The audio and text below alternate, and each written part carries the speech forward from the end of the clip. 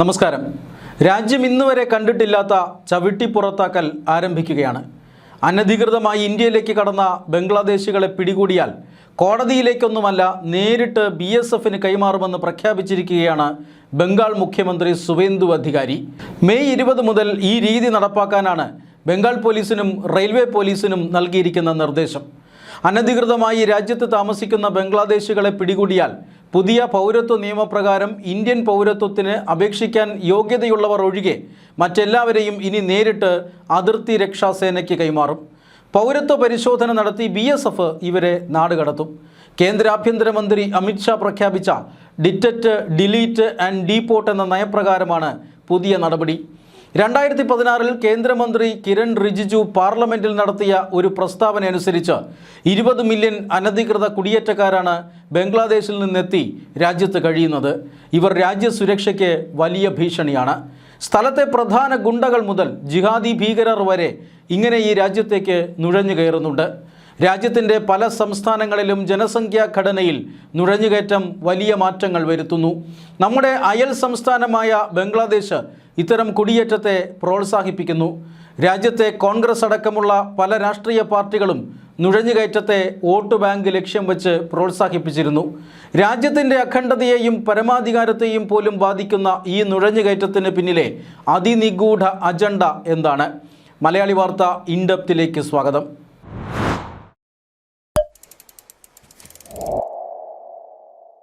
ബംഗ്ലാദേശും പാകിസ്ഥാനും അമേരിക്കയും ഉൾപ്പെടെയുള്ള രാജ്യങ്ങൾ നമ്മുടെ രാജ്യത്തിൻ്റെ വടക്ക് കിഴക്കൻ സംസ്ഥാനങ്ങളെ ലക്ഷ്യം വയ്ക്കുന്നുണ്ട്. കാരണം ഈ 7 സംസ്ഥാനങ്ങളുടെയും ഭൂമിശാസ്ത്രപരമായ പ്രത്യേകതയാണ്. ഇന്ത്യയുടെ മെയിൻലാൻഡിന് പുറത്തുള്ള ഈ സംസ്ഥാനങ്ങളെ മെയിൻലാൻഡുമായി ബന്ധിപ്പിക്കുന്നത് വെറും 22 കിലോമീറ്റർ മാത്രം വീതിയുള്ള സിലിഗുരി കോറിഡോർ എന്നും ചിക്കൻ നെക്ക് എന്നും വിളിക്കുന്ന ഇടുങ്ങിയ ഭൂപ്രദേശമാണ്. മെച്ചപ്പെട്ട ജീവിത സാഹചര്യങ്ങളും തൊഴിലും തേടിയാണ് ബംഗ്ലാദേശികൾ ഇന്ത്യയിലേക്ക് വരുന്നത്.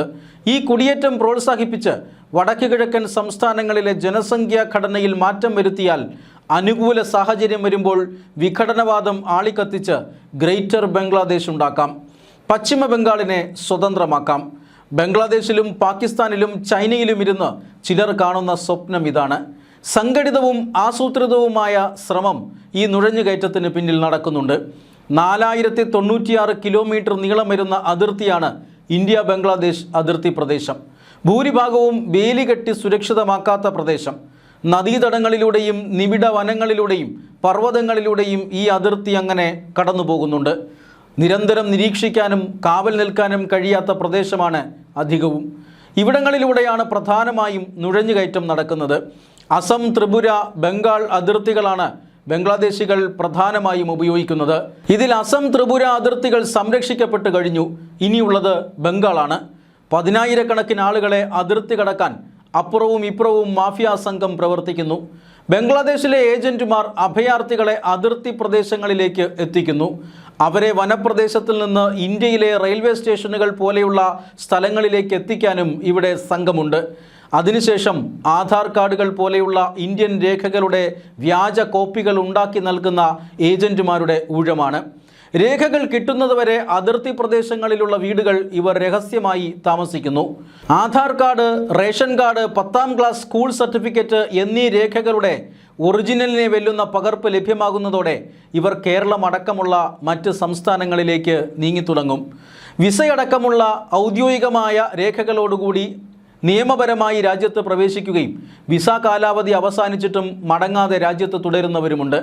വടക്ക് കിഴക്കൻ സംസ്ഥാനങ്ങളിൽ മാത്രമല്ല, നിരവധി സംസ്ഥാനങ്ങളിൽ ഇത്തരം അനധികൃത കുടിയേറ്റക്കാർ ശല്യക്കാരായി മാറിയതോടുകൂടിയാണ് യഥാർത്ഥ അപകടം രാജ്യം തിരിച്ചറിയുന്നത്. കുടിയേറ്റക്കാർ രാജ്യസുരക്ഷയ്ക്ക് ഭീഷണിയാണെന്നും അവരെ പുറത്താക്കുമെന്നും പ്രഖ്യാപിച്ച BJP പോലെയുള്ള രാഷ്ട്രീയ പാർട്ടികൾക്ക് വൻ ജനപിന്തുണ ലഭിച്ചു. അനധികൃത കുടിയേറ്റത്തെ എന്നെന്നും പ്രോത്സാഹിപ്പിച്ചിട്ടുള്ള മമതയെ പോലെയുള്ള രാഷ്ട്രീയ നേതാക്കന്മാരെ ജനം വീട്ടിലിരുത്തി. അസമിലും ത്രിപുരയിലും കുടിയേറ്റം ഒഴിപ്പിക്കൽ BJP നേരത്തെ തുടങ്ങിയെങ്കിലും ബംഗാളിൽ ഇപ്പോഴാണ് പാർട്ടിക്ക് ഭരണം ലഭിച്ചത്.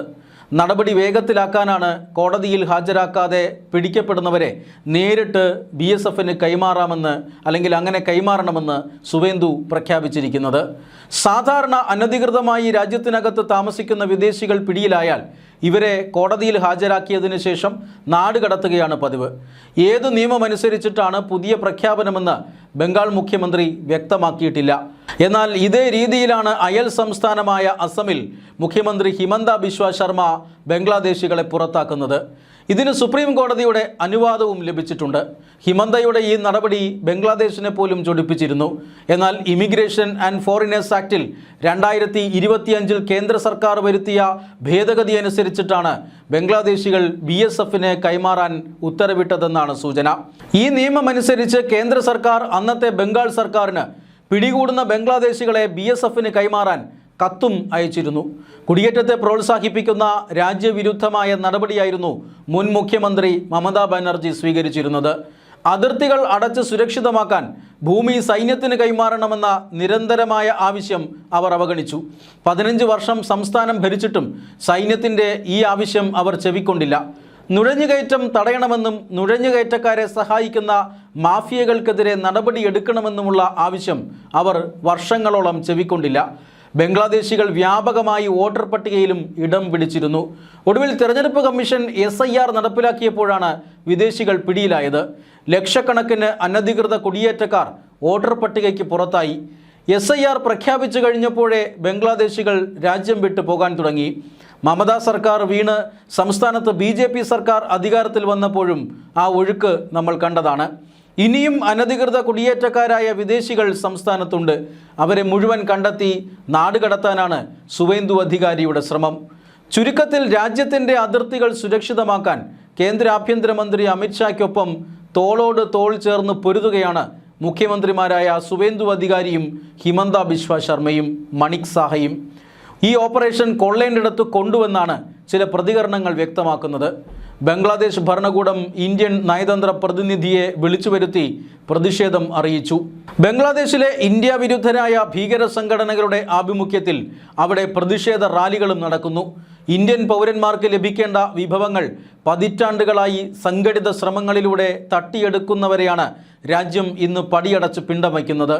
അസം, ത്രിപുര, പശ്ചിമ ബംഗാൾ തുടങ്ങിയ സംസ്ഥാനങ്ങളിലെ അതിർത്തികൾ ആരും നുഴഞ്ഞു കയറാത്ത വിധം ഭദ്രമാക്കുക എന്നത് അടുത്ത ലക്ഷ്യമായി പ്രഖ്യാപിച്ചിരിക്കുകയാണ് കേന്ദ്ര ആഭ്യന്തരമന്ത്രി അമിത്ഷാ. ഭീകരമുക്ത കശ്മീരും മാവോയിസ്റ്റ് മുക്ത ഭാരതവും യാഥാർത്ഥ്യമാക്കിയതിന് ശേഷമാണ് കേന്ദ്ര ആഭ്യന്തരമന്ത്രി അമിത്ഷായുടെ അടുത്ത ലക്ഷ്യം പ്രഖ്യാപിക്കുന്നത്. അത്യാധുനിക ക്യാമറകളും സെൻസറുകളും റഡാറുകളും ഡ്രോണുകളും ഉപയോഗിച്ച് അതിർത്തികൾ സുരക്ഷിതമാക്കാനാണ് അമിത്ഷായുടെ നീക്കം. സ്വാതന്ത്ര്യം ലഭിച്ച് 75 വർഷങ്ങൾ പിന്നിട്ടിട്ടും അതിർത്തികൾ സുരക്ഷിതമാക്കാൻ കഴിയാത്ത രാജ്യത്തിന് പുരോഗതി ഉറപ്പാക്കാൻ കഴിയില്ല. വർഷങ്ങൾ നീണ്ട ആസൂത്രണങ്ങൾക്കൊടുവിൽ രാജ്യം ആ ലക്ഷ്യത്തിലേക്ക് അടുക്കുകയാണ്.